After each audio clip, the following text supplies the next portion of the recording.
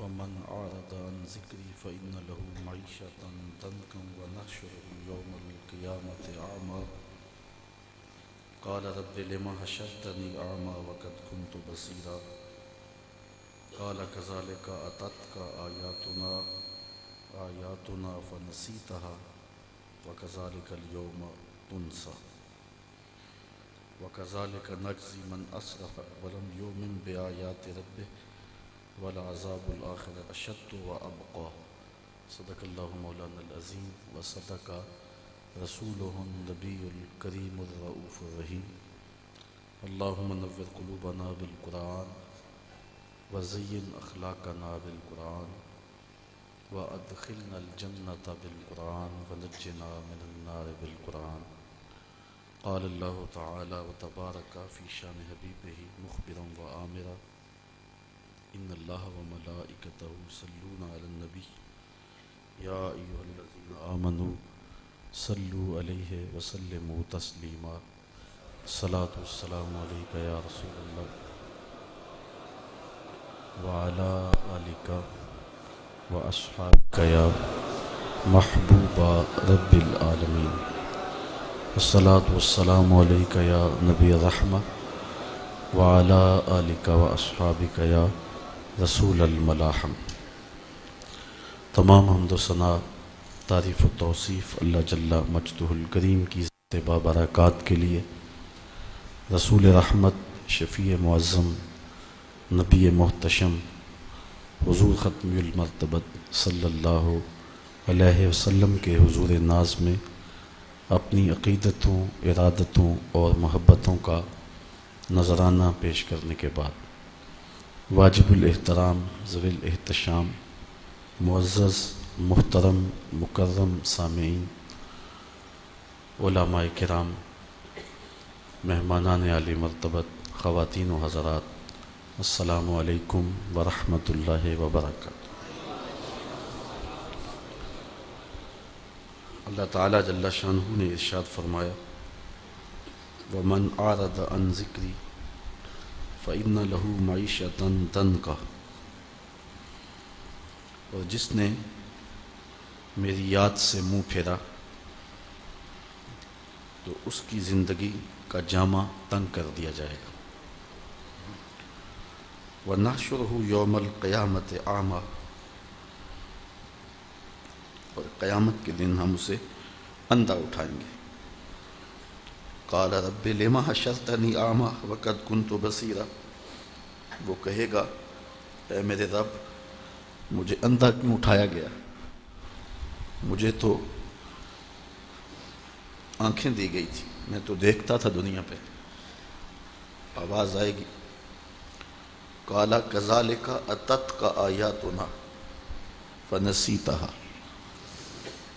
اللہ ارشاد فرمائے گا کہ تیری طرف میری آیتیں آئی تھیں تو نے ان کو بھلا دیا۔ وَكَذَلِكَ الْيَوْمَ تُنْسَى، آج تجھے فراموش کر دیا جائے گا۔ وَكَذَلِكَ نَجْزِي مَنْ أَسْرَفَ، اسی طرح جس نے حد سے تجاوز کیا ہم اس کو سزا دیں گے۔ وَلَمْ يُؤْمِنْ بِآيَاتِ رَبِّهِ، اور جس نے اپنے رب کی آیتوں پر ایمان نہ لایا جو۔ وَلَعَذَابُ الْآخِرَةِ أَشَدُّ وَأَبْقَى، اور پھر فرمایا آخرت کا عذاب بہت سخت اور دائمی ہے۔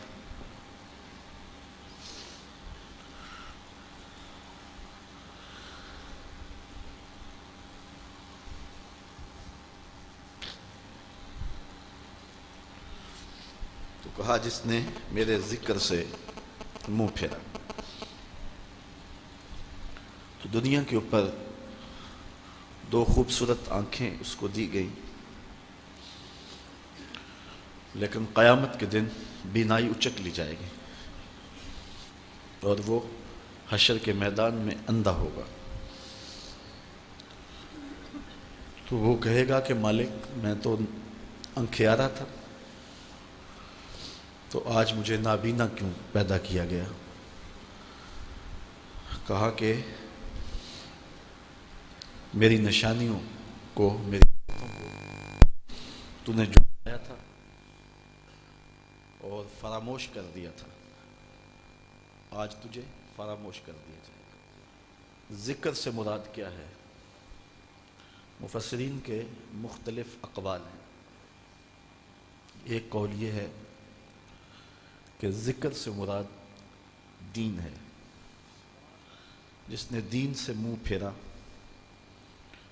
تو اس کی آنکھیں نرگسی بھی ہوئیں، اس کی آنکھیں جھیل جیسی بھی ہوئیں، تو قیامت کے دن اجاڑ آنکھیں ہوں گی اور وہ کچھ دیکھ نہیں سکے گا۔ بقا دین میں ہے، زندگی دین میں ہے۔ دین کو ہماری ضرورت نہیں، ہمیں دین کی ضرورت ہے۔ اللہ نے ہمیں پیدا کیا اور ہم زندگی کیسے گزاریں اس نے نظم بھی ساتھ دیا۔ اگر اس طرح زندگی گزاریں تو اس کی نظروں میں محبوب قرار پائیں گے، اور اگر ہم خواہش نفس سے زندگی گزاریں تو زندگی تو پھر بھی گزر جائے گی، لیکن قیامت کے دن رسوائیاں گھیر رہی ہوں گی۔ پھر بندہ کہے گا کاش کہ میں نے اپنی زندگی کو اللہ اس کے رسول کے راستے پہ بسر کیا ہوتا، لیکن پھر کیا فائدہ جب چڑیاں کھیت چوگ گئی ہوں گی۔ وقت پر کافی ہے ایک قطرہ بھی آب خوش ہنگام کا، جل گیا جب کھیت برسمی تو پھر کس کام کا۔ اس مختصر اور عارضی زندگی میں اللہ ہمیں دین کے ساتھ سچی محبت نصیب فرمائے۔ دوسرا معنی مفسرین نے یہ کیا ہے کہ ذکر سے مراد تلاوت کلام مجید ہے۔ جس نے قرآن کو کھول کر نہیں دیکھا، راتوں کی تنہائیوں میں اس کی تلاوت نہیں کی، اس کے پیغام کو نہیں سمجھا، تو یہ آنکھیں اس لیے رب نے دی تھیں کہ اس سے میرا قرآن پڑھو، تو قیامت کے دن وہ شخص نابینا اٹھایا جائے گا۔ میرے حضور نے ارشاد فرمایا کہ راتوں کی تنہائیوں میں اٹھ اٹھ کے قرآن پڑھا کرو اور قرآن پڑھتے ہوئے رویا کرو۔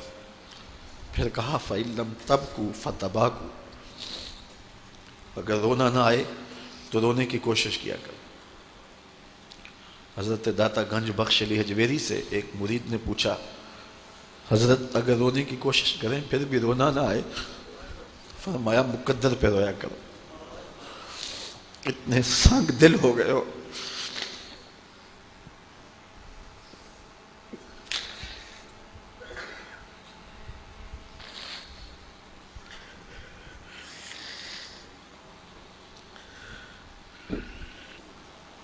امام ابو نعیم نے حلیہ میں لکھا لا خیر فی عین لا تبکی من خشیت اللہ، اس آنکھ میں کوئی بھلائی نہیں ہے جو رب کے خوف میں روتی نہیں ہے۔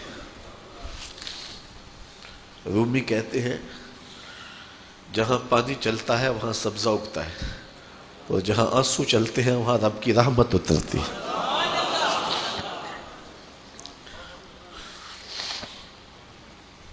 تو کہا راتوں کی تنہائیوں میں اٹھ اٹھ کے قرآن پڑھا کرو۔ میں اگر یہ اندازہ کرنے بیٹھ جاؤں کہ میں ایک سال میں کتنے دروس قرآن دیے ہیں تو اس کی تعداد سینکڑوں میں نہیں ہوگی، 1000 سے متجاوز ہوگی۔ اور اگر میں کہوں کہ میں کتنے دروس آپ تک پہنچا چکا ہوں، ان کی تعداد بھی ہزاروں تک ہوگی۔ تو میرا مقصود یہاں آپ کو بغیر کسی تشریح کے مختصر پیغام دینا ہے کہ قرآن خود نور دیتا ہے، اس کی تلاوت کیا کرو۔ ایک حدیث ہے جب میں نے پہلی بار پڑھی تھی تو میرے اوپر ایک کپ کپی طاری ہو گئی، اور وہ لمحے دوبارہ تو نہیں اس انداز سے مل سکے، لیکن جب بھی میں پڑھتا ہوں ایک حظ ملتا ہے۔ فرمایا قرآن یہ اللہ کی وہ لٹکتی ہوئی رسی ہے جس کا ایک سرا تمہارے ہاتھ میں ہے اور دوسرا سرا تمہارے رب کے ہاتھ میں۔ کرنٹ لگتا ہے کہ یہ وہ قرآن ہے جس کا ایک سرا رب کے ہاتھ میں ہے تو دوسرا سرا تمہارے ہاتھ میں ہے۔ یہ جو لائٹیں جل رہی ہیں، یہ کنیکشن کا ایک سرا یہاں ہے تو دوسرا منگلہ میں ہے، تو یہاں بھی اجالے آ رہے ہیں۔ تو کہا قرآن ڈائریکٹ فیض دے گا، قرآن ڈائریکٹ نور دے گا۔ علامہ اقبال نے اپنے ایک ملنے والے کو خط لکھا، کہا ترجمہ نہیں بھی آتا تو پھر بھی تلاوت کرو، خالی تلاوت کرنے والے کے قلب کا تعلق حضور کے دل سے جڑ جاتا ہے۔ تو کہا کہ ذکر سے مراد قرآن مجید کی تلاوت ہے۔ سیارہ ڈائجسٹ کا ایک قرآن نمبر چھپا تھا، اس میں ایک شخص کی کہانی لکھی تھی کہ قبر کھودتے اس کی قبر کھل گئی، لوگوں نے دیکھا کہ قبر میں روشنی ہے اور کفن بھی میلا نہیں ہوا، اور وہاں گلاب اگے ہوئے ہیں جس کی خوشبو سے ماحول میں عطر پھیلا ہے۔ تو لوگ اس نشان پہ صاحب قبر کا گھر تلاش کرتے رہے، اس کی بیوہ سے ملاقات ہو گئی، اگرچہ وہ بہت زیادہ بوڑھی ہو چکی تھی۔ پوچھا تیرے شوہر کا کیا عمل ہے کہ ہم نے اس کی قبر میں روشنی بھی دیکھی ہے اور خوشبوئیں بھی دیکھی؟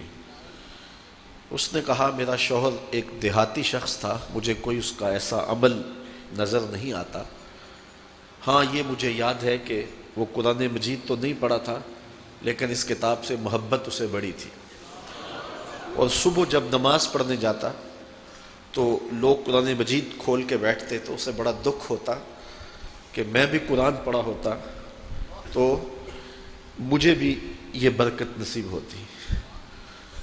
اب گھر آتا تو اس کے قدم بوجھل ہوتے، گھر آ کے طاق پہ پڑے ہوئے قرآن مجید کے نسخے کو اٹھاتا اور کھولتا اور ایک ایک سطر پہ انگلی رکھتا اور کہتا مالک مجھے نہیں پتا یہ کیا لکھا ہے، لیکن جو لکھا ہے سچ لکھا ہے۔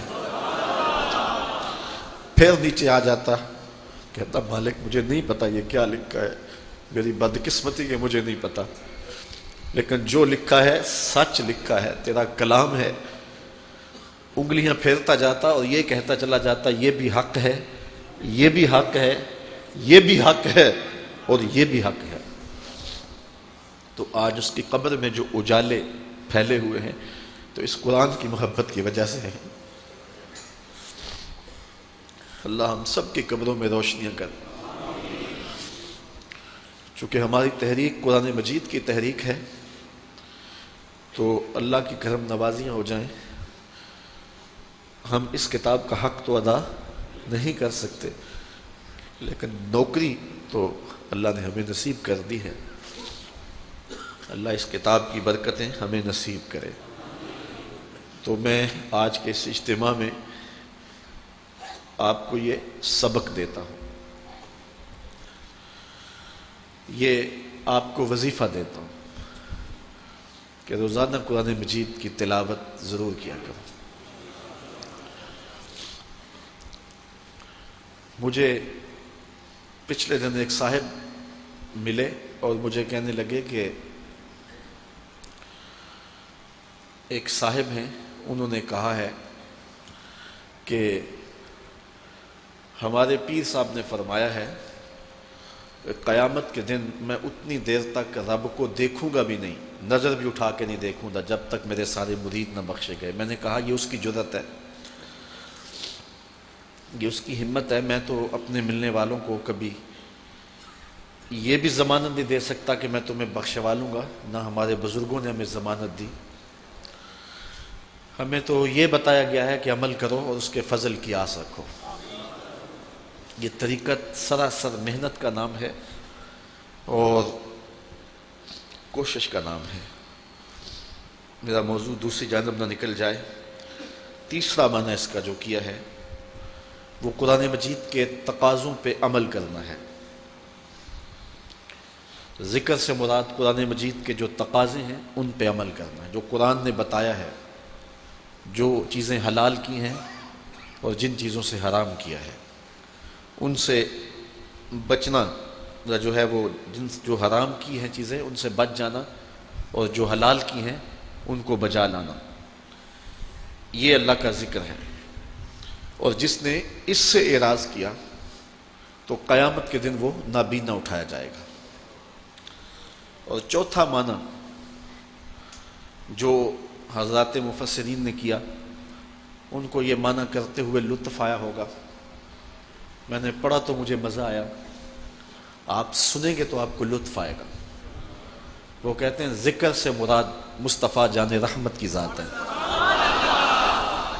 تو کہا جس نے میرے مصطفیٰ سے منہ پھیرا تو میں اس کو اندھا کر دوں گا۔ یہ آنکھیں ہے اس لیے کہ ان آنکھوں سے حضور کو دیکھیں۔ وہ اجڑی ہوئی آنکھیں ہیں، وہ بیکار آنکھیں ہیں جو حضور کو دیکھنے کی آرزو نہیں کرتے۔ اور وہ جس نے حضور سے اعراض کیا، حضور سے رخ پھیرا، اللہ فرماتا میں اس کی بینائی اچک لوں گا۔ یہ تو آنکھوں کا نور، نور محمد کا صدقہ تھا، اور جس نے ان آنکھوں سے اس محبوب کا دیدار نہیں کیا یا اس محبوب کے دیدار کی طلب نہیں کی تو اس کی بینائیاں واپس لے لی جائیں گی۔ ایک خاتون تھی مدینے میں جس کو مرگی کے دورے پڑتے تھے، تو ایک دن وہ حضور کے پاس آ گئی کہ حضور دعا کریں میری یہ بیماری دور ہو جائے، میں اس مرض سے نجات پا جاؤں۔ فرمایا اگر تم کہو تو میں دعا کر دیتا ہوں، اور اگر تم صبر کرو تو اس کے بدلے میں جنت ملے گی۔ اس نے کہا یہ جنت والا سودا مجھے قبول ہے، مجھے پڑے مرگی کے دورے، مجھے کوئی پریشانی نہیں، مجھے جنت والا سودا منظور ہے۔ لیکن حضور اتنی میری گزارش ہے کہ میں عورت ذات ہوں، جب میں مرگی کے دورے سے گر پڑتی ہوں تو میرا ستر بھی بعض اوقات کھل جاتا ہے، تو یہ دعا کر دیں کہ میرا ستر نہ کھلے، تو باقی مرگی کے دورے پڑتے رہیں، مجھے اس کی پریشانی نہیں۔ حضور نے دعا کر دی، اس کو مرگی کے دورے پڑتے تھے لیکن ستر اس کا محفوظ رہتا تھا، تو اس نے کہا مجھے جنت والا سودا قبول ہے۔ ایک صحابی حاضر ہوا، اس کی آنکھوں میں بینائی نہیں تھی، حضور کی خدمت میں حاضر ہو کے عرض کی حضور دعا کریں کہ میری آنکھوں کی بینائی پلٹ آئے۔ تو حضور نے فرمایا اگر تو چاہے تو میں دعا کر دیتا ہوں، اور اگر تو چاہے تو اس کے بدلے میں جنت کا وعدہ دیتا ہوں۔ تو اس نے کہا جنت کی بات تو آپ نے کی ہے اور آنکھوں کی بات میں نے کی ہے، تو مجھے تو آنکھیں چاہیے۔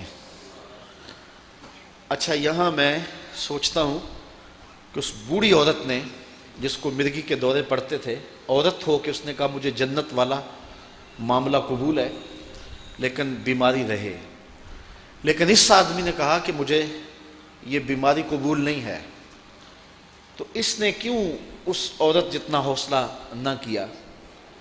تو جو میرے اندر بات آئی وہ یہ تھی کہ اس نے کہا مجھے آنکھیں ملے نا تو میں آپ کا دیدار کروں، اور آپ کا دیدار کروں گا تو جنت بھی مل جائے گی۔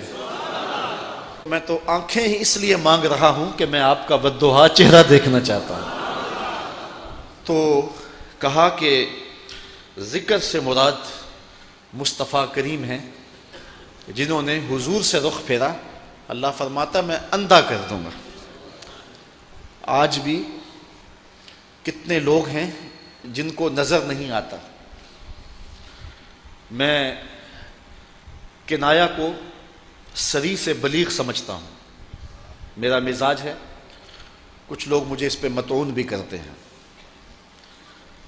یہ کوئی 10 سال نعت پڑھے نا کوئی ثنا خاں، اور ہر سال اس کا ریٹ بھی بڑھتا جائے، تو 10 سال کے بعد اس کے سر پہ سونے کا تاج رکھتے ہیں کہ اس کی خدمات کا صلہ ہے، حالانکہ اس نے کبھی ریٹ بھی کم نہیں کیا تھا۔ اور جس نے 21 سال قرآن مجید کی نوکری کی اور سویر سے شام تک جتا رہا، تو 21 سال کے بعد لوگوں نے کہا کہ پتہ نہیں یہ سنی بھی ہے کہ نہیں ہے. مجھے اقبال یاد آئے.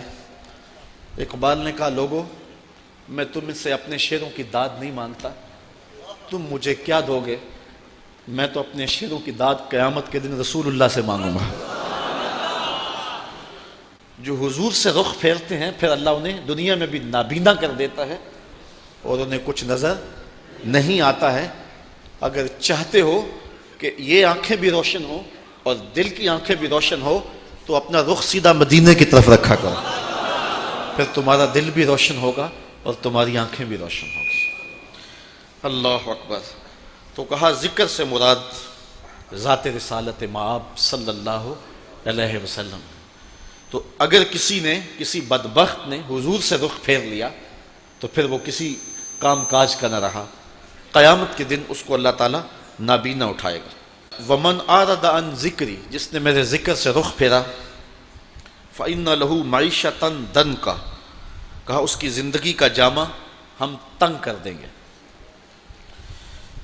دنیا کے اوپر کافر عیش و عشرت میں ہوتے ہیں اور اہل ایمان سخت تنگ دستی میں اس وقت دنیا کی زندگی گزار رہے ہیں. اللہ کے حکموں کو توڑنے والے, اس کے ذکر سے اعراض کرنے والے عالی نسب محلات میں رہیں اور فقیروں کو جھونپڑے بھی میسر نہ ہوں. تو یہ ایک سوال پیدا ہوتا ہے. اللہ کہتا ہے کہ میں معیشت تنگ کر دیتا ہوں. تو معیشت تنگ تو ان لوگوں کی نظر آ رہی ہے جو راہ خدا کے مسافر لگتے ہیں. کسی نے کہا تھا کہ مخلص مفلس ہوتا ہے, تو یہ پھر اس کا محمل کیا ہوگا؟ تو علماء فرماتے ہیں کہ یہاں معیشت کی تنگی جو ہے وہ گزران کی تنگی ہے. اگر وہ محل میں بھی رہتا ہے لیکن سوتا نیند کی گولیاں کھا کے ہے, اور یہ ریت پہ بھی سوتا ہے لیکن مزے کی نیند سوتا ہے, سویا بھی ہوتا ہے اور دیدار مصطفیٰ بھی ہو رہا ہوتا ہے, تو پھر زندگی تو اس کی زندگی ہے نا. جاگتا ہے تو حضور کا ذکر کرتا ہے, سوتا ہے تو مدینے کی سیر کرتا ہے, تو زندگی تو اس کی زندگی ہے. اللہ اکبر. تو کہا ہم اس کی معیشت کو, اس کے گزرانے زندگی کو تنگ کر دیتے ہیں. اور اس سے دوسرا قول مفسرین نے یہ لیا ہے کہ قبر کو تنگ کر دیا جائے گا. حضرت عبداللہ ابن عباس رضی اللہ تعالیٰ عنہ سے مروی ہے کہ جو کفار و فساق ہیں ان کی قبر میں 99 تنین مسلط کر دیے جائیں گے. تو پوچھا گیا کہ 99 تنین کیا ہے؟ ایک کام 100 تنین جو مسلط کیے جائیں گے. کہا وہ ایسے سانپ ہوں گے جن کی 100 پھن ہوگی اور اس کو قیامت تک ڈستے رہیں گے, اس کی بوٹیاں نوچتے رہیں گے. یہ اس شخص کی سزا ہے جو اللہ کے حکموں سے رخ پھیرتا ہے. تیسرا قول یہ ہے کہ قیامت کے دن اس کی زندگی انتہائی اذیت میں ہوگی اور اس کو جہنم میں ڈال دیا جائے گا. اور میں دوپہر کے اجتماع میں بتا رہا تھا کہ جب جہنمی کو جہنم میں پھینکا جائے گا تو اس صورت میں نہیں ڈالا جائے گا. یہ محمدی صورت ہے. یہ صورت چھین لی جائے گی اور احد پہاڑ جتنا ایک ایک دانت ہوگا اور 70 گز موٹی کھال ہوگی اور شکل تبدیل کر کے اس کو جہنم میں ڈالا جائے گا, تو رسوا کر کے ڈالا جائے گا. یہ ان بد نصیب لوگوں کی کہانی ہے جو ذکر الہی سے اعراض کرتے ہیں, جو مصطفیٰ سے رخ پھیرتے ہیں. تو اگر چاہتے ہو زندگی تو پھر اپنا قبلہ حضور کی جانب سیدھا کر لو, تو پھر دنیا میں بھی موج ہے, آخرت میں بھی موج ہے. یہ سوال کہ مومن کی زندگی غربت کی ہے, دکھوں کی ہے اور کافر موج میں ہے, تو یہ اس کے دکھ, اس کے بدنی دکھ ہیں, اس کے قلب کو دکھ نہیں ہے, اس کا قلب راحت میں ہے. اور دوسری بات یہ ہے کہ مومن جب مقام رضا پہ ہوتا ہے تو پھر وہ دکھ میں نہیں ہوتا. جب مومن کامل مومن بن جاتا ہے تو پھر اللہ کی طرف سے آنے والی ہر شے کو بخوشی قبول کرتا ہے. جے سونا میرے دکھ وچ راضی تے میں سکھ نو چلے ڈاؤں, پھر اس کے لیے وہ سامان راحت ہو جاتا ہے.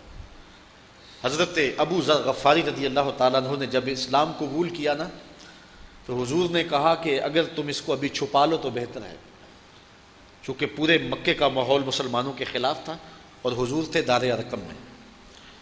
یہ وہاں سے نکلے تو سین حرم میں آ گئے تو کعبہ شریف کے ساتھ ٹیک لگا کے انہوں نے بلند آواز سے کہا، صنادید قریش اپنی اپنی نشستوں پہ بیٹھے تھے، کہ لوگوں سن لو میں نوکر بن گیا ہوں مصطفیٰ جان رحمت کا۔ تو کہتے ہیں ابھی جملے پورے نہیں ہوئے تھے کہ پتہ نہیں کہاں کہاں سے مکے اور گھونسے میرے اوپر برسنے لگے، وہ مجھے مار دینے لگے تھے۔ حضرت عباس بن عبد المطلب آڑے آ گئے، انہوں نے کہا لوگوں یہ بنو غفار کا شخص ہے اور بنو غفار مدینے میں بستے ہیں اور تمہاری تجارت کا انحصار شام پہ ہے اور تمہارا شام کا رستہ مدینے کے قریب سے گزرتا ہے، اور اگر تم نے شخص کو قتل کر دیا پھر تمہارا وہ رستہ محفوظ نہیں رہے گا، تم اسے قتل نہیں کر رہے، اپنا مواشی قتل کر رہے ہو۔ یہ بات سمجھ میں آ گئی تو انہوں نے مجھے چھوڑ دیا۔ کہتے ہیں میں آب زمزم پہ گیا اور میں نے سارا بدن دھویا اور زخموں اور جو ہے وہ جو خون لگا تھا میں نے آب زمزم سے اپنے پورے بدن کو صاف کیا، اور شام گہری ہو گئی تو میں چادر اوڑھ کر حرم کے صحن میں لیٹ گیا۔ حضرت ابو ذر کہتے ہیں لیکن مجھے نیند نہیں آتی تھی، لگتا تو یہی ہے اس لیے نیند نہیں آتی تھی کہ زخم بڑے گہرے لگ گئے تھے، لیکن حضرت ابو ذر کہتے ہیں نہیں، اس لیے نہیں کہ زخم گہرے تھے، نیند اس لیے نہیں آتی تھی، میرا جی چاہتا تھا جلدی سویر چڑھے اور دوبارہ کھڑا ہو کے رسول اللہ کی رسالت کی گواہی دوں اور وہ پھر مجھے ماریں۔ جو لطف مار کھانے میں آیا تھا میرا دل ترستا تھا کہ وہ لمحے دوبارہ آئیں۔ وہ مزہ دیا ہے تڑپ نے، میری آرزو ہے یا رب میرے دونوں پہلوؤں میں دل بے قرار ہوتا۔ اور حضرت باہو تو 2 قدم آگے بڑھ گئے، لوں لوں دے مڑ لکھ لکھ چشمہ تے ایک کھولا تے ایک کجاں ہو۔ اللہ اکبر۔ تو کہا یہ میری آرزو تھی۔ تو مار کھانے میں بھی لذت آتی ہے اور سکون ملتا ہے، تو اہل ایمان جب مقام رضا پہ پہنچ جاتے ہیں تو ان کے لیے وہ زندگی تلخ زندگی نہیں ہوتی، بلکہ وہ ان کی زندگی راحت کی زندگی ہوتی ہے کہ یہ سب کچھ محبوب کی جانب سے ہے۔ بلکہ ایک حضور کا فرمان سن لیجئے، اور اگر زندگی کی تلخیاں بھی ہیں تو اس ایک حدیث سے مٹائی جا سکتی۔ آج بجلی نہیں ہے، لوڈ شیڈنگ ہے، آج گیس نہیں ہے، معاشی بحران ہے، گھر گھر مصیبت کھڑی ہے، آج ہر بندہ پریشان ہے، لیکن ایک حدیث سن لیں، یہ ٹینشن فری حدیث ہے۔ آپ کے اندر ٹھنڈ اترے گی اس حدیث کے سنتے ہی، اور آپ اگر غریب ہیں تو غریبی پہ ناز کریں گے۔ میرے رسول نے ارشاد فرمایا، سیدنا علی المرتضیٰ فرماتے ہیں جو اللہ کے دیے گئے تھوڑے رزق پہ راضی ہو گیا، اللہ قیامت کے دن اس کے تھوڑے عملوں پہ راضی ہو جائے گا۔ کہ میرے بندے تو بندہ ہو کے تجھے 3 وقت کا کھانا چاہیے تھا، تجھے بچوں کے لیے دوا چاہیے تھی، سردی گرمی کا لباس چاہیے تھا، تجھے گھر کی دہلیز پہ بوڑھی ہونے والی بیٹی کا جہیز چاہیے تھا، لیکن اس کے باوجود تو میرے پہ راضی ہو گیا کہ میرے اللہ نے مجھے اتنا دیا، میں اس پہ واہ خوش ہوں۔ تو کہا اگر تو اللہ کے دیے پہ راضی ہو گیا، تجھے تو ضرورت تھی پھر بھی راضی ہو گیا، مجھے تو تیرے عملوں کی لوڑ بھی نہیں ہے نا۔ تو کہا جو اللہ کے دیے گئے تھوڑے رزق پہ راضی ہو گیا، اللہ قیامت کے دن اس کے تھوڑے عملوں پہ راضی ہو جائے گا۔ اللہ اکبر۔ تو کہا ہم اس کی معیشت کو تنگ کر دیتے ہیں، یہ وہ بد نصیب ہے، وہ بدبخت ہے جو اللہ کی آیتوں کا انکار کرتا ہے۔ وَنَحْشُرُهُ يَوْمَ الْقِيَامَةِ أَعْمَى، اور قیامت کے دن اس کو نابینا اٹھایا جائے گا، اس کی آنکھوں میں روشنی نہیں ہوگی۔ اللہ اکبر۔ یہاں بھی مفسرین نے بات کی ہے کہ نامہ اعمال تو وہ کھولیں گے اور اس میں اپنے اعمال بد پڑیں گے، تو پھر نابینا کیسے ہوں گے؟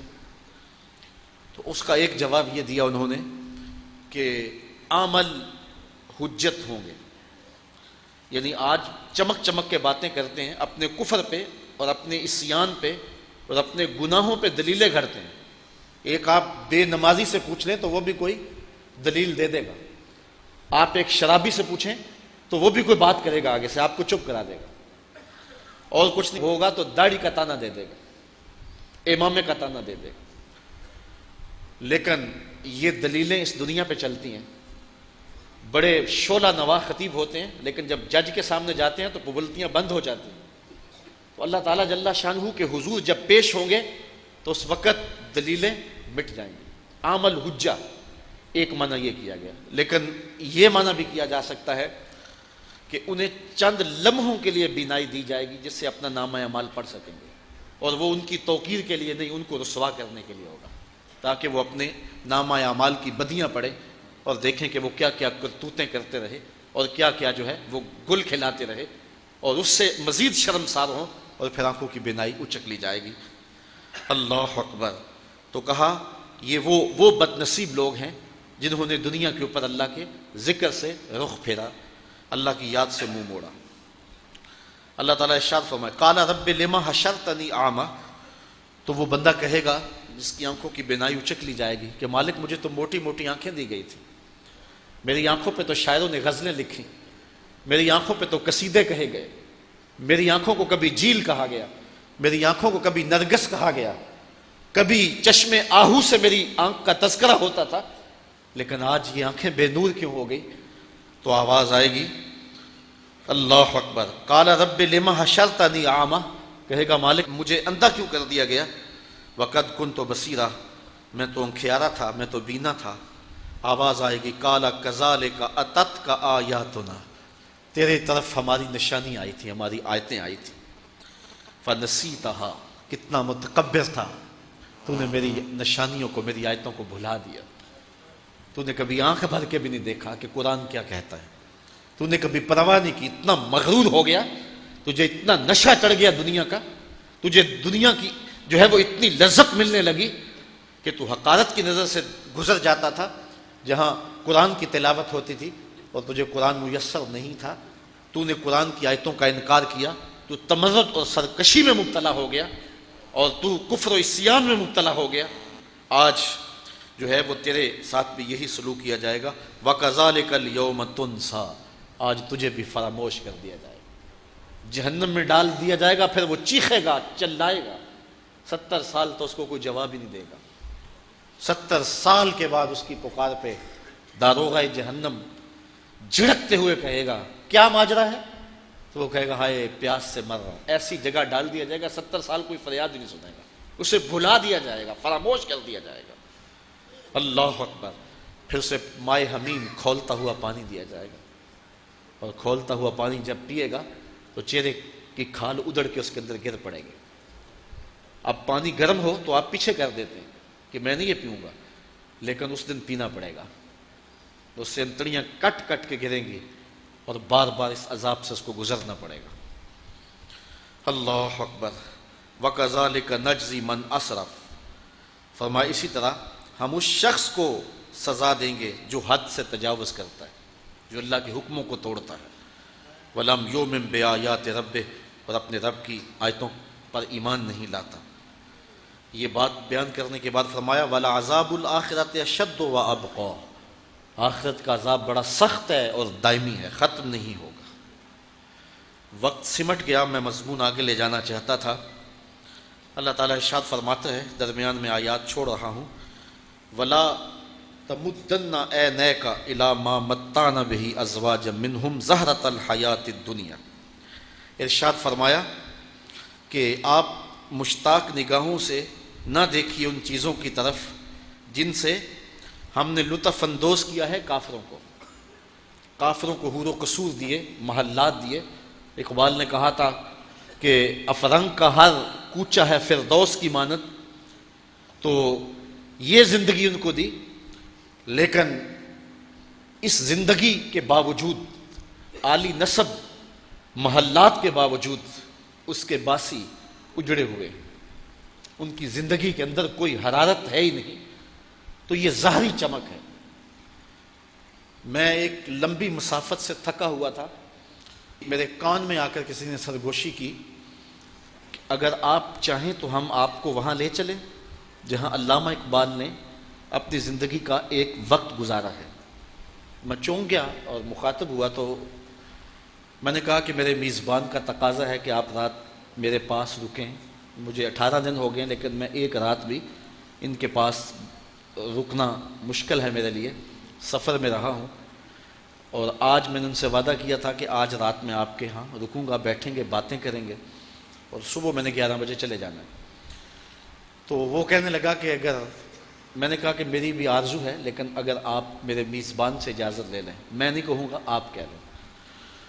تو اس نے میزبان سے پوچھا تو اس نے میری جانب دیکھا، تو میں نے آنکھوں سے کہا، اشارے سے کہا کہ میرا جی بڑا چاہتا ہے لیکن میں آپ کی محبت سے مجبور ہوں۔ اس نے کہا جی 200 کلومیٹر ادھر جانا پڑے گا اور پھر اس شہر سے 200 کلومیٹر میرا گھر ہے، تو یہ 400 کلومیٹر آپ کو فاصلہ پڑ جائے گا، اور صبح صبح آپ نے نکلنا بھی، اور 8 گھنٹے کی محفل میں آپ مسلسل اب بیٹھے ہیں۔ میں نے کہا میں تھکن گوارا کر لوں گا، مجھے شوق ہے اس جگہ کو دیکھنے کا جہاں اقبال بیٹھ کے جو ہے وہ محبت کے گیت گاتے رہے، اور جس جگہ کو اقبال نے مغرب کی پرسکون جگہ کہا ہے۔ تو وہ کہنے لگے ہاں وہاں 120 سال کی زندگیاں لوگوں کی ہیں۔ تو میں سفر کرتا ہوا ہائیڈل برگ میں پہنچا، اور وہاں میں جہاں علامہ اقبال کی رہائش گاہ تھی اس کو دیکھا، زیارت کی، اور اقبال کی یادیں تازہ ہوتی رہیں۔ رات کا پچھلا پہر تھا اور بارش برس رہی تھی، اور مغرب کی ٹھنڈی ہوائیں وہاں ٹھہرنے نہیں دیتی تھی، لیکن میرا جذبہ مجھے روکتا تھا کہ میں یہاں کچھ دیر کے لیے رکوں۔ تو میں دریا کنارے کھڑا ہو گیا اور بارش برس رہی تھی، تو وہ مجھے بتا رہے تھے کہ یہ پرسکون جگہ ہے۔ اقبال کی نظم بھی میں نے آ کے دیکھی جو انہوں نے وہاں خاص طور پہ کہی، بلکہ اس جگہ پہ بھی جا کے میں بیٹھا جہاں انہوں نے وہ نظم کہی۔ تو اچانک کسی کے چلانے کی اور چیخنے کی آواز آنے لگی۔ تو رات کا موقع تھا، اندھیرا چھایا تھا اور درختوں کے گھنے سائے تھے اور دیار غیر تھا، اور ہم صرف 3 لوگ تھے، اور ہر طرف ہو کا عالم تھا، سناٹا تھا۔ تو جب چیخوں کی آواز آئی اور میں ڈر گیا، میرا دل لرز گیا، تو میرے دوست جو ہیں وہ بالکل اپنی اصلی حالت میں رہے۔ تو میں نے کہا یہ کیا ہوا؟ تو وہ کہنے لگے دریا کے کنارے کنارے یہ کوئی بندہ چیخ رہا ہے، رو رہا ہے۔ میں نے کہا اسے کیا ہوا؟ وہ ہنس کے کہنے لگے یہ روز ہی ہوتا ہے۔ میں نے کہا کیوں؟ کہنے لگے یہ زندگی کے اکتائے ہوئے لوگ ہیں۔ تو میں نے کہا کہ جو سب سے پرسکون ہیں، پچھلی رات کے اندھیرے میں وہ چیخیں مار کے رو رہے ہیں اور انہیں سکون نہیں ملتا، اور محمد عربی کی دہلیز کے جو نوکر ہیں وہ سحری کے وقت مصلے پہ جب اللہ اللہ کرتے ہیں اور ان کی آنکھوں سے آنسو ڈلتے ہیں، تو وہ غریب ہونے کے باوجود وہ سکون انہیں ملتا ہے کہ جو ان لوگوں کو یہاں میسر نہیں ہے۔ تو کافروں کی جو زندگی ہے اور ان کے محلات جو ہیں یہ دیکھنے سے لگتا ہے کہ بہت اچھے ہیں، لیکن ان کے اندر اجڑے ہوئے ہیں اور ان کے باطن میں کچھ بھی نہیں ہے، چونکہ روحانی خلا ہونے کی وجہ سے انہیں سکون کی دولت ہی میسر نہیں ہے۔ تو اللہ تعالیٰ ارشاد فرماتا ہے اے سامع، اے مخاطب، ان لوگوں کی زندگی کا حسن اور ان کی ظاہری چکا چوند اور ان کے محلات کے اوپر لگے ہوئے کمکمے اور ان کی جو ہے وہ خوبصورت گلیاں اور بازار اور زندگی کا جمال اور یہ چھلکتے ہوئے جام اور یہ مہوشوں کا ہجوم جو کچھ تم دیکھ رہے ہو، مت تیرا دل ادھر آ جائے کہ یہ بہت اچھا ہے۔ اللہ تعالیٰ ارشاد فرماتا ہے ایسا نہیں ہے، یہ ہم نے اس لیے ان کو یہ دیا ہے لنفتنہم فیہ، کہ ہم ان کو اس فتنے میں مبتلا کریں، یہ فتنے کی آگ میں جل رہے ہیں۔ وَرِزْقُ رَبِّكَ خَيْرٌ وَأَبْقَىٰ، اور تیرے رب کا جو رزق تیرے لیے مقسوم ہے وہ بہتر بھی ہے اور دائمی بھی ہے۔ اور مفسرین نے فرمایا اس رزق سے مراد جنت ہے، کہ اس کوچہ یا فرنگ کو دیکھ کر کے، یہ دنیاوی چکا چوند کو دیکھ کر کے تیرا دل ادھر مائل نہ ہو جائے، اپنے آپ کو جو ہے وہ مصطفیٰ کریم کی چوکھٹ پہ لے آ، اور تیرے لیے رب نے جنت تیار کر رکھی ہے۔ وَأْمُرْ أَهْلَكَ بِالصَّلَاةِ، اور اپنے اہل خانہ کو نماز کا حکم دے۔ وَاسْتَبِرْ عَلَيْهَا، اور خود بھی اس پر پابند رہ۔ لَا نَسْأَلُكَ رِزْقًا، ہم آپ سے روزی نہیں مانگتے، نَحْنُ نَرْزُقُكَ، ہم آپ کو روزی دیتے ہیں۔ وَالْعَاقِبَةُ لِلتَّقْوَىٰ، اچھا انجام پرہیزگاروں کا ہی ہے۔ یہاں بہت کچھ لکھا مفسرین نے، لیکن ایک بات مجھے بہت اچھی لگی۔ تو اللہ تعالیٰ ارشاد فرماتا ہے، ذرا اس پہ توجہ کریں، یہ لاہ عمل ہے کہ یہ کافروں کی چکا چوند اور یہ ان کی زندگی کے ظاہری حسن و جمال اور ان کی زندگی کی جو چمک دمک ہے، اس کی طرف مشتاق نگاہوں سے نہ دیکھیں۔ یہ آزمائش ہے ان کی، اور رزق اللہ کے ہاں ہے، اور وہ جنت ہے۔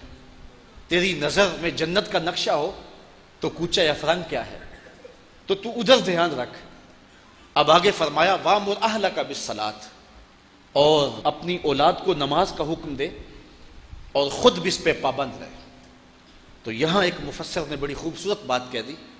اس نے کہا کہ جب دنیاوی چکا چوند کی طرف نظر بڑھنے لگے تو اس وقت نماز پڑھنے لگ جاؤ, تو دل رب کی طرف لگ جائے گا اور وہ منظر نگاہوں سے ہٹ جائے گا.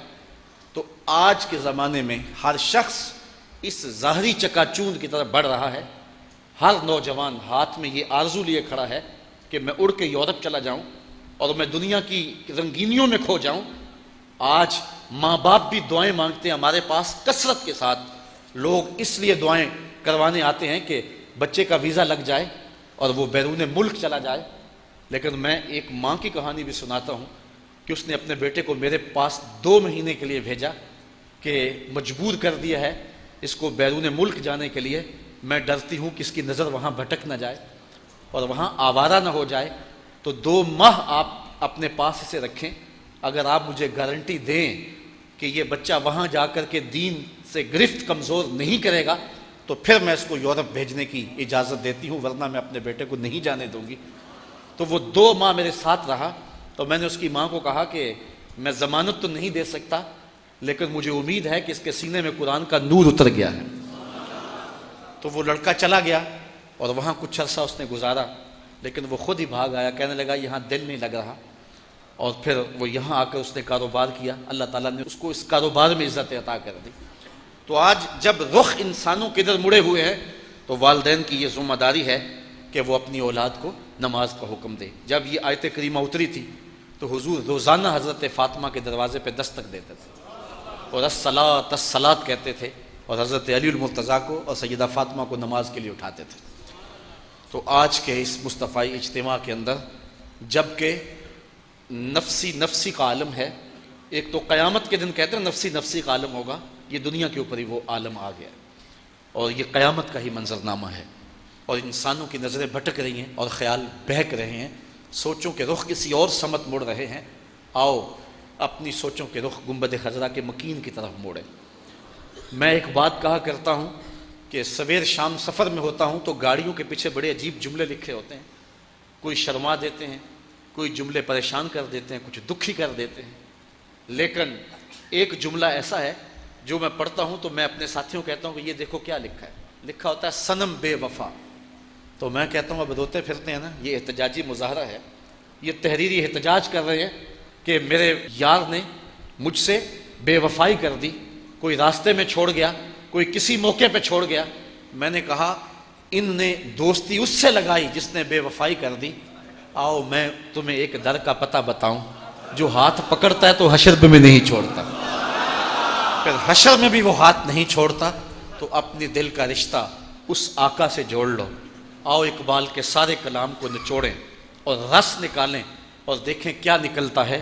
کی محمد سے وفا تو نے تو ہم تیرے ہیں, یہ جہاں چیز ہے کیا لوح و قلم تیرے ہیں. آفاق کے ہر گوشے میں قرآن سنا کر دم لینا,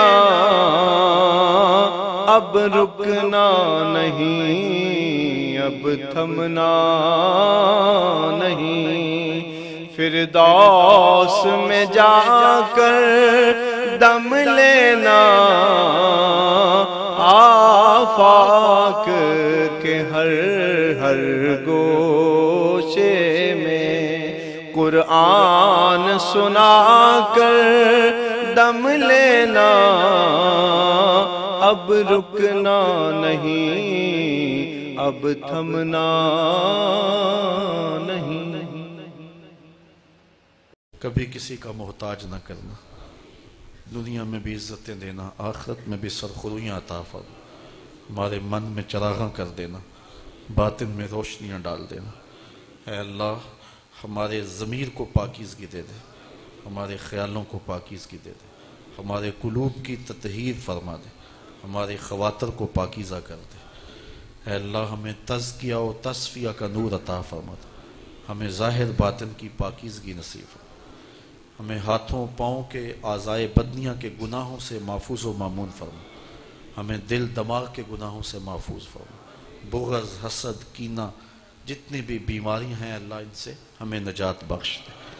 اپنا خاص کرم فضل ہم سب کے شامل حال فرما، دنیا آخرت کی بلائیاں ہم سب کا مقسوم فرما، اٹھے ہوئے ہاتھ خالی نہ رہیں، پھیلی ہوئی جھولیاں رحمات سے بھر دی جائیں، ہمارے من میں چراغاں کر دیا جائے اور باطن میں نور نور کر دیا جائے، ہماری قسمت کے اندھیرے دور کر دے اے اللہ، ظلمتیں دور کر دے، بلکہ ہمیں روشنیوں اور اجالے نصیب فرما دے اے اللہ۔ جتنے لوگ آئے ہیں کوئی ایک بھی خالی نہ پلٹے، کہاں کہاں سے چل کے اے اللہ اس مرکز مصطفیٰ میں پہنچے اے اللہ، یہاں آنے کی برکتیں ان سب کو نصیب فرما دے، کوئی ایک بھی خالی نہ پلٹے۔ جن لوگوں نے قد و کاوش کی، محنت کی، اس اجتماع کے لیے کئی دنوں سے جو لوگ اس پنڈال کو سنوار رہے ہیں، مرکز کی تعمیر و ترقی کے لیے لگے ہوئے ہیں، اللہ سب کو جزائے خیر عطا فرما۔ ہمارے جامعہ کے بچوں کو، طلباء کو، طالبات کو، اساتذہ کو، معاونین کو، محبین کو، متوسلین کو، منتسبین کو، سب کو جزائے خیر عطا فرما اے اللہ۔ دور سے آنے والوں کو، قریب سے آنے والوں کو، اس بستی کے مکینوں کو اپنے خاص کرم میں، امان میں، پناہ میں اور حفاظت میں رکھنا اے اللہ۔ ہماری بخشش فرمانا، ہمارے والدین کی بخشش فرمانا، ہمارے اساتذہ اور ہمارے مشائخ کی مغفرت فرمانا اے اللہ۔ اپنا خاص کرم فضل ہم سب کے شامل حال فرمانا۔ اتنے لوگوں کی تڑپتی آمین کے ساتھ تیری بارگاہ میں دعا ہے کہ اے اللہ میرے وطن کی خیر فرما، میرے ملک کو امن کا اجالا دینا، یہاں دہشت گردی کے سلگتے الاؤ ٹھنڈے کر کے امن کی بہاریں پیدا کرنا اے اللہ۔ جو لشکر اور سپاہ اس ملک کی تقدیر سے کھیل رہے ہیں، ان اشرار سے اس پاکستان کو بچانا اور اس پاکستان کو امن کا نور اور امن کے سویرے عطا فرما۔ اپنا خاص کرم فضل ایک ایک لمحہ اس وطن عظیم کے شامل حال فرما، اس ملک میں نظام رسول کی بہاریں پیدا فرما۔ جو بیمار ہیں اللہ انہیں شفائے کاملہ عطا فرما، جو دکھی ہیں ان کے دکھ دور کر دے، جو والدین اپنے بچوں سے پریشان ہیں اللہ ان کے بچوں کو ان کا فرما بردار اور مطیع بنا دے اے اللہ۔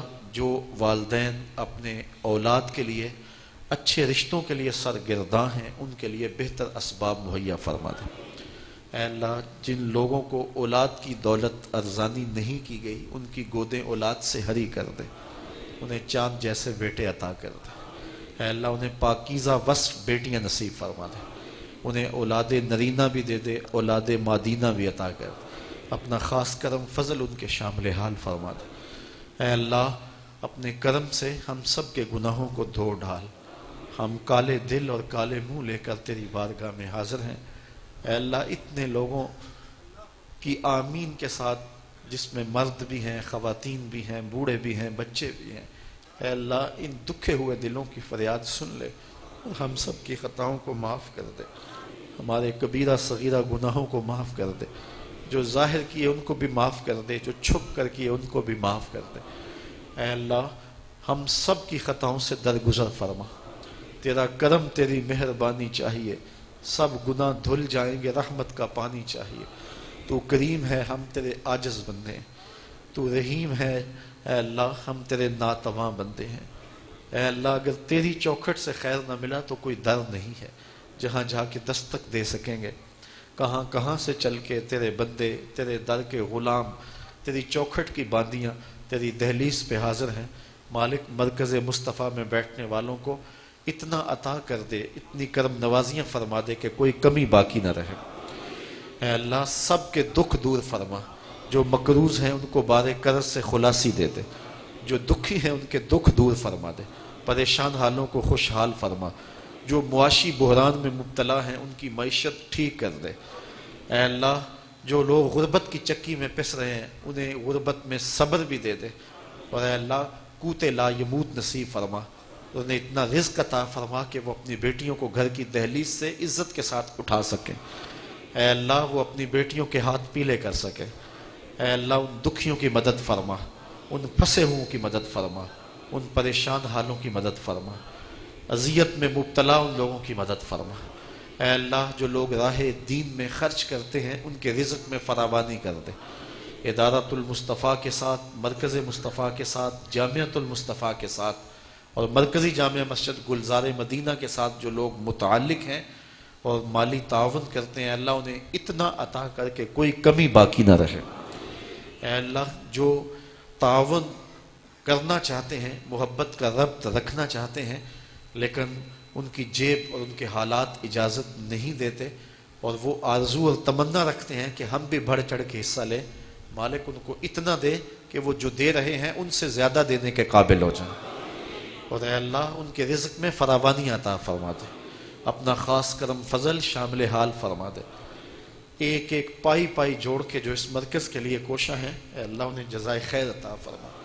یہ پچھلے دن ایک بچے نے چند ٹگے جوڑ کر کے ایک چھوٹے سے بکس میں مجھے دیے اور کہنے لگا کہ مرکز کے لیے یہ قبول کر لے۔ اے اللہ جہاں جہاں جیسے جیسے بھی جذبات ہیں لوگوں کے، تو جانتا ہے، ہم نہیں جانتے، اے اللہ انہیں قبول اور مستجاب فرما۔ اور اے اللہ جو لاکھوں کروڑوں روپیہ مرکز مصطفیٰ پر اور ہمارے دیگر دینی کاموں پر لگا رہے ہیں، اے اللہ ہمیں ان لوگوں کی توقعات پہ پورا اترنے کی توفیق نصیب فرما۔ ہماری نسلیں، وہ مانوی نسلیں ہوں یا ہماری نسبی نسلیں، ان کو توقعات پہ پورا اترنے کی توفیق نصیب فرما، اور اس مرکز کو قیامت تک قائم اور باقی رکھنا۔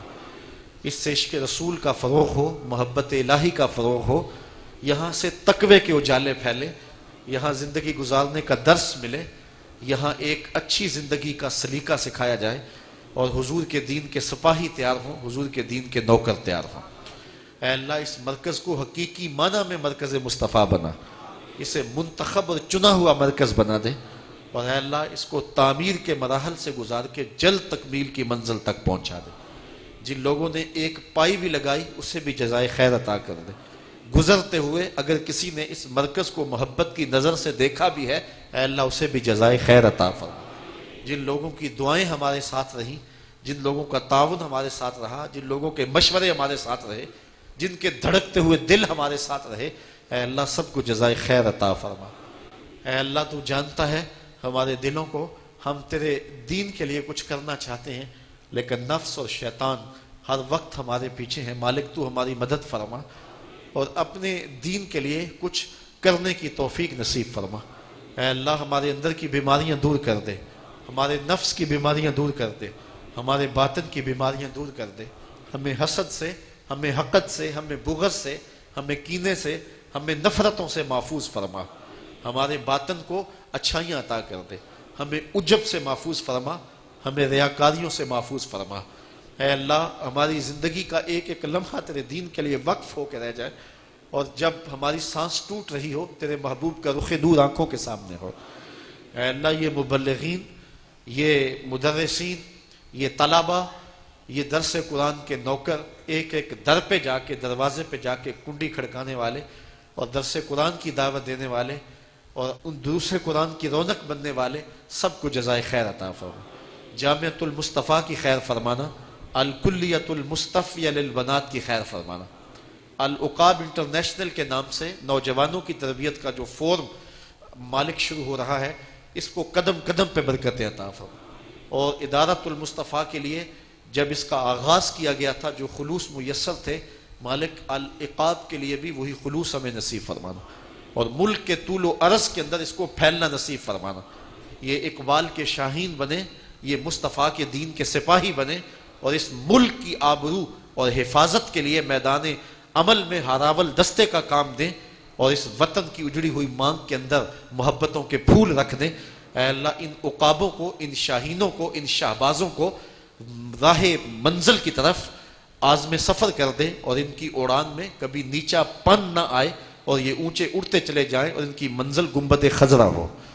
اپنا خاص کرم فضل ان دوستوں کے، ان سنگیوں کے شامل حال فرما دے۔ بزرگ بھی ہیں، بوڑھے بھی ہیں، اور بالکل چھوٹے بچے بھی ہیں۔ اے اللہ ہم سب کی فریادیں، سب کی آرزویں اور سب کی تمنائیں مستجاب فرما۔ اے اللہ ہم سب کو اپنا رکھنا، اور حشر کے دن ہمیں رسوائیوں سے محفوظ رکھنا، ہمیں اپنی یادوں کے سائے میں آگے بڑھنے کی توفیق دینا، نفس سے اللہ ہمیں بچانا، اے اللہ ہمیں شیطان سے بچانا، ہمیں ریا و تکبر سے بچانا، ہمیں عجب و کینے سے بچانا، ہمیں نفرتوں سے بچانا۔ اے اللہ ہم آئیں تو تیرے حضور آئیں، اے مالک ہمیں ادارۃ المصطفیٰ، جامعۃ المصطفیٰ اور دیگر جو دینی ہمارے کام ہیں ان میں خود کفیل کر دے۔ اے اللہ ہمیں کسی کے آگے جھولی نہ پھیلانی پڑے۔ میرے یہ دوست، میرے یہ محبت کرنے والے جو تعاون کرتے ہیں اللہ، ان کو ہی رزق فراوان مزید عطا فرما دے کہ یہ آگے سے بڑھ کر کے اس دینی کام میں، اس کاز میں شریک ہو جائیں۔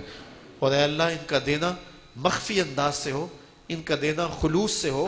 اے اللہ یہ ریاکاری سے ضائع نہ کریں بلکہ انتہائی مخفی انداز میں دے کر کے اس نیک کام کا آغاز کریں اور اس کام کو آگے بڑھائیں، اور مالک ان کا یہ دیا ہوا قبول بھی فرما، اور تیرے محبوب کی زبان سے جو راہ خدا میں خرچ کیا گیا ہے اس کا جو وعدہ ہے اللہ کی بارگاہ میں اس کو کئی گنا دینے کا، وہ وعدہ ان سب کے حق میں مستجاب فرما۔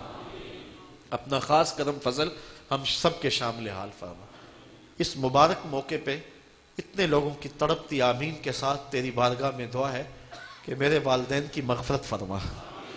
اے اللہ جنہوں نے انگلی پکڑ کے راہ دین پہ ڈالا اور جنہوں نے مجھے یہ کہا تھا کہ بیٹا دین کو کاروبار نہیں بنانا اور ساری زندگی خلوص کے ساتھ دین کی نوکری کرنی ہے، اے اللہ قیامت کے دن میں اپنے ابا جی کے سامنے رسوا نہ ہوں، اور جو ان سے میں نے عہد کیا تھا وہ عہد میرا پورا ہو جائے۔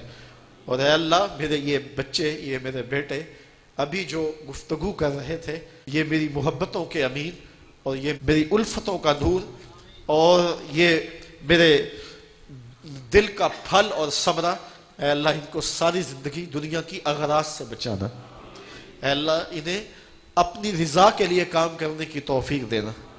اے اللہ ان کے دل کو لالچ سے پاک کرنا، ان کے دل میں حسد نہ آنے پائے، میرے دوستوں کو باہمی محبت دینا، ان کے اندر باہم کبھی تفریق نہ آنے پائے، باہمی نفرت نہ آنے پائے، حسد جنم نہ لے لے، انہیں شیطان کے ہتھ کنڈوں سے بھی بچانا اور ظالم نفس سے بھی بچانا۔ اے اللہ یہ تن کا جوڑ کے گھر بنایا گیا ہے، اس کو اجڑنے سے محفوظ رکھنا، اس گھر کو اپنی رحمتوں کے حصار میں رکھنا اور اپنے پہرے میں رکھنا۔ اے اللہ میں کمزور ہوں، بہت کمزور ہوں، میں ان دوستوں کا پہرا نہیں دے سکتا، تو اپنے کرم سے ان کا پہرا دینا، ان کے دل کی حفاظت کرنا، ان کے قلوب کو پاکیزہ رکھنا اور ان کے باطن کو پردور رکھنا، ہماری اولادوں کو راہ دین کا مسافر رکھنا اور ان کو ساری زندگی رسول اللہ کے دین کی نوکری عطا کرنا۔ اے اللہ ہمارے دل میں کبھی یہ نہ آئے کہ ہم کچھ کر رہے ہیں، مالک جو خدمت ہے، نوکری ہے، وہ تیری طرف سے دی گئی ہے، اپنی بارگاہ میں مستجاب فرما۔ اے اللہ اس فقیر کے ساتھ جو لوگ بغض رکھتے ہیں، نفرتیں اور دوریاں رکھتے ہیں، اے اللہ ان کے دل فقیر کے لیے نرم کر دے۔ اگر غلط فہمی سے ہے تو غلط فہمیاں دور کر دے، اگر دل میں کوئی ایسی بات پڑ گئی ہے تو اللہ اپنے کرم سے ان کے دل صاف کر دے۔ اے اللہ ان کی مغفرت فرما دے، ان کے درجے بلند فرما دے، ان کی طرف سے اس فقیر کے دل کو صاف رکھنا، پاکیزہ رکھنا۔ اے اللہ حالات کی تلخیوں سے اور آنے والے حالات کی مشکلوں اور پیچیدگیوں سے ہم سب کو محفوظ فرمانا، یکسوئی کے ساتھ دین کا کام کرنے کی اور آگے بڑھنے کی توفیق عطا فرمانا، نفس اور شیطان کی شیطانیوں سے اور چال بازیوں سے ہم سب کو محفوظ رکھنا۔ اٹھے ہوئے ہاتھ خالی نہ رہیں، پھیلی ہوئی جھولیاں رحمتوں سے بھر دے۔ اے اللہ میرے وطن کی خیر کر دے اور پوری دنیا کے مسلمانوں کو کھویا ہوا وقار عطا کر دے۔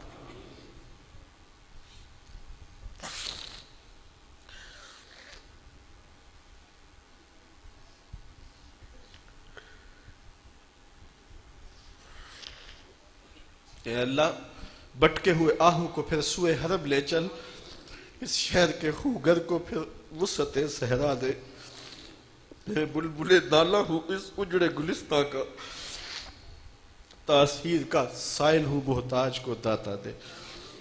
اے اللہ اس وقت جو پوری مسلم امہ تقسیم ہو رہی ہے، اس تقسیم سے امت کو بچا لے، اور جو بدبخت امت کو تقسیم کر رہے ہیں ان کی شر سے بچا لے، ان حکمرانوں کی شرارتوں سے جن کے پیچھے امریکہ ہے، اس ملک کو اور پوری دنیا کے مسلمانوں کو بچا لے۔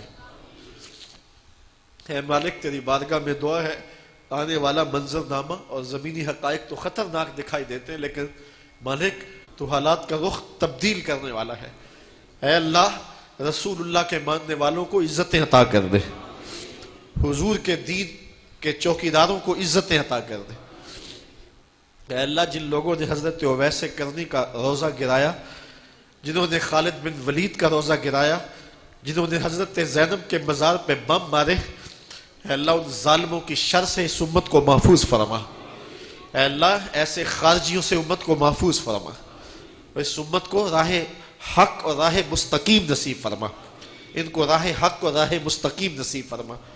اے اللہ ہمارے اٹھے ہوئے ہاتھ خالی نہ رہیں اور پھیلی ہوئی جھولیاں رحمتوں سے بھر دی جائیں۔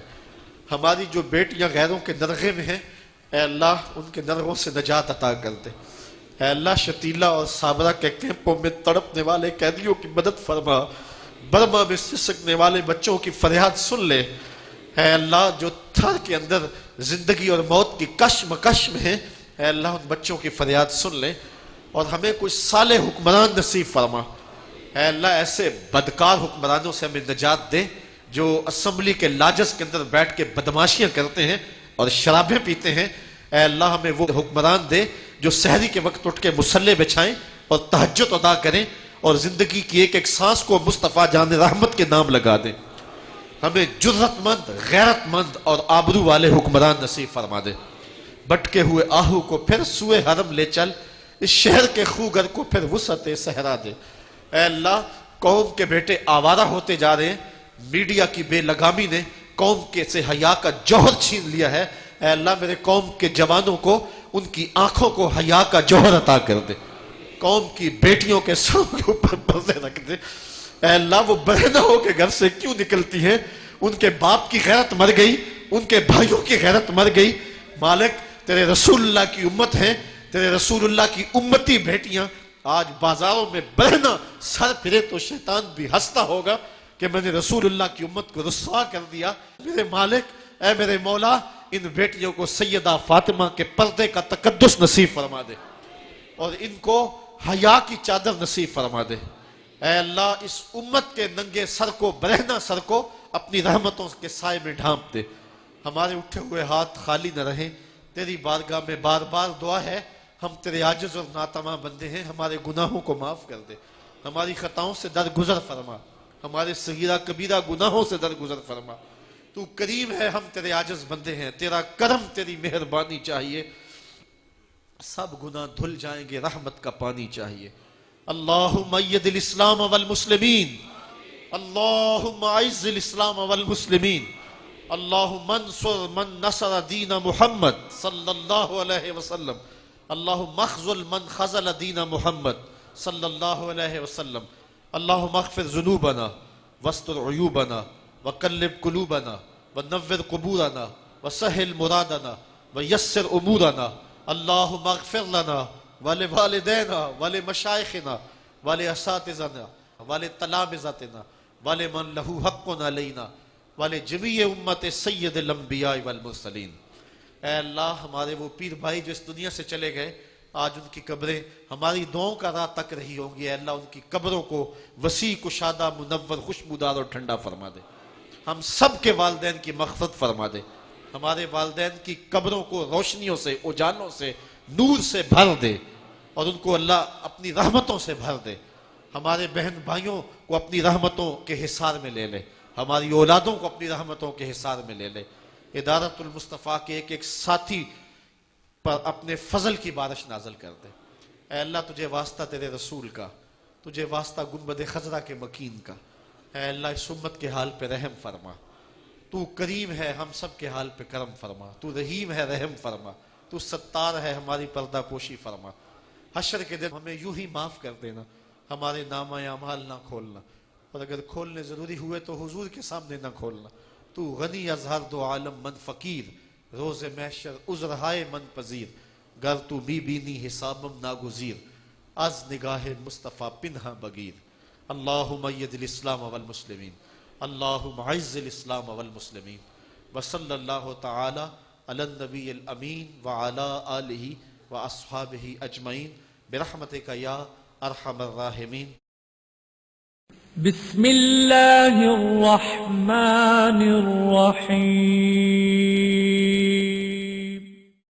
ہم جہد و عظیمت کے راہی، ہم جہد و عظیمت کے راہی، منزل پہ جا کر دم لیں گے، میدان عمل میں نکلے ہیں، میدان عمل میں نکلے ہیں، باطل کو مٹا کر دم لیں گے، ہم جہد و عزیمت کے راہی منزل پہ جا کر دم لیں گے، آفاق کے ہر ہر گوشے میں، آفاق کے ہر ہر گوشے میں قرآن سنا کر دم لیں گے، اب رکنا نہیں، اب تھمنا نہیں، اب رکنا نہیں، اب تھمنا نہیں، فردوس میں جا کر دم لیں گے، ہم جہد و عزیمت کے راہی منزل پہ جا کر دم لیں گے، میدان عمل میں نکلے ہیں، باطل کو مٹا کر دم لیں گے۔ اس دارالعلوم کی ایک ایک اینٹ میں پیار بھرا ہوا ہے، درد بھرا ہوا ہے، تو اس کے لیے دعا گو رہیں، اپنے تعاون سے بھی نوازتے رہیں۔ اللہ کی توفیق سے یہ ایک مرحلہ تقریباً تکمیل کے قریب ہے۔ ہم نے چاہا یہ تھا کہ 3.5 لاکھ روپے کا ایک ستون بما اوپر والا چھت اور فرشی لینٹر جو پڑا ہے، یہ 3.5 لاکھ روپے کا ایک بنتا ہے، تو اگر ہمیں 99 لوگ مل جائیں تو یہ سارا مکمل ہو جائے، لیکن 47 لوگ ہمیں مل سکے، چونکہ 3.5 لاکھ روپے ہم نعت خواں کو دے لیتے ہیں، مدرسے کو دینا ہمارے لیے مشکل ہے، ہمارا مزاج ایسا بنا ہوا ہے، تو پورے ملک کے اندر اتنے لوگ ملے، اللہ ان کے رزق میں بے پناہ برکتیں عطا فرمائے۔ باقی جن لوگوں نے انفرادی طور پہ کوشش کی، 2، 5، 7، 8، 10، 20 ہزار جتنی توفیق کوئی شامل ہوئے، تو یہ اتنا کام مکمل ہوا، اور یہ تھوڑا سا حصہ ہم نے یہ کچھ قرض لے کر کے ڈالا ہے، اور آگے والا حصہ بھی ہم نے جو ہے وہ تعمیر کرنا ہے۔ جب اوپر والی چھت کا مرحلہ پہنچے گا تو ایک ستون بما چھت کے صرف 2 لاکھ روپے تک جو ہے وہ ممکن ہوگا۔